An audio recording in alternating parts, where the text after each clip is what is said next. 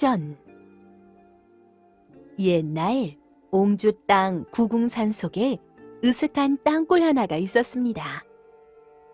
이 땅굴 속에 한 짐승이 살고 있었는데 성은 서가요, 이름은 대쥐였습니다. 서대쥐는 약기로 세상에 이름났지만 변변한 일거리가 없었습니다. 그래서 서대쥐는 날마다 남의 곡식을 훔쳐먹고 그럭저럭 살았습니다. 하루는 서대쥐가 생각해보니 자신의 신세가 딱하였습니다. 우리 서신에는 대대로 글을 잘하고 갑자, 을축, 낮을 때도 먼저 쥐띠라고 불리어 대접받았지. 그런데 내 나이가 1000살이 되니 입에는 가시가 돋고 눈은 어둡고 머리엔 흰 터럭이 늘어가니 서글픈 신세로구나. 아들 쥐가 옆에서 읊듯이 말하였습니다. 글만 잘하면 무엇합니까? 마음을 착하게 먹어야죠. 그러자 서대쥐는 아들의 머리를 슬슬 쓰다듬어 주었습니다.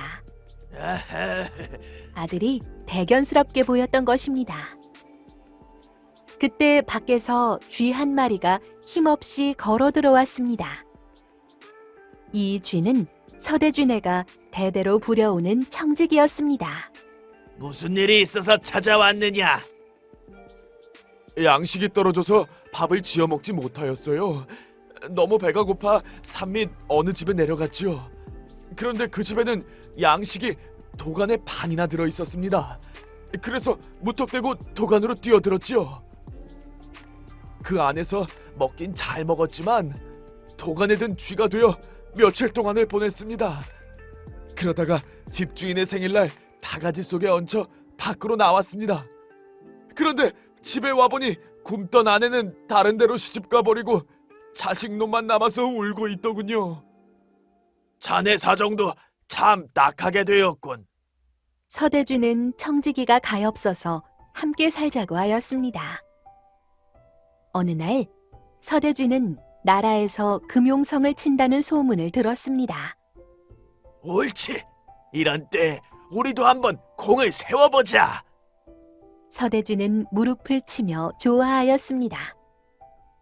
정말 서시내는 큰 공을 세웠습니다. 금용성을 칠 때 서시내는 창고 안에 들어가 쌀을 몽땅 훔쳐냈던 것입니다. 황제는 서대쥐에게 땅을 주고 벼슬까지 주었습니다.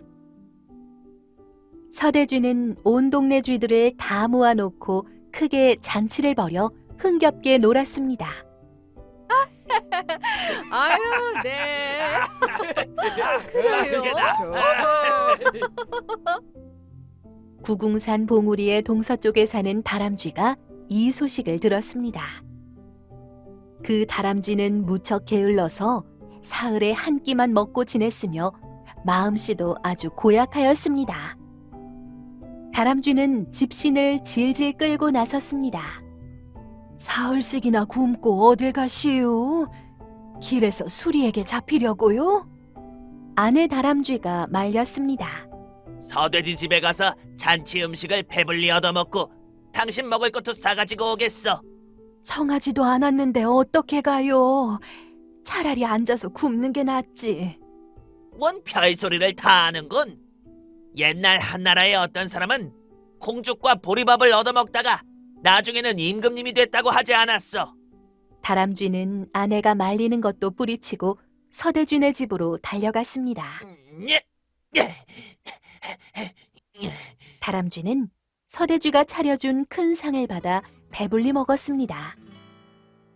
그러고 난 다음에 음식이 가득 든 자루도 받아서 집으로 돌아왔습니다. 어느새 봄, 여름, 가을이 가고 눈 내리는 겨울이 되었습니다. 다람쥐 내외는 끼니조차 잊지 못한 채 들어앉아 있었습니다.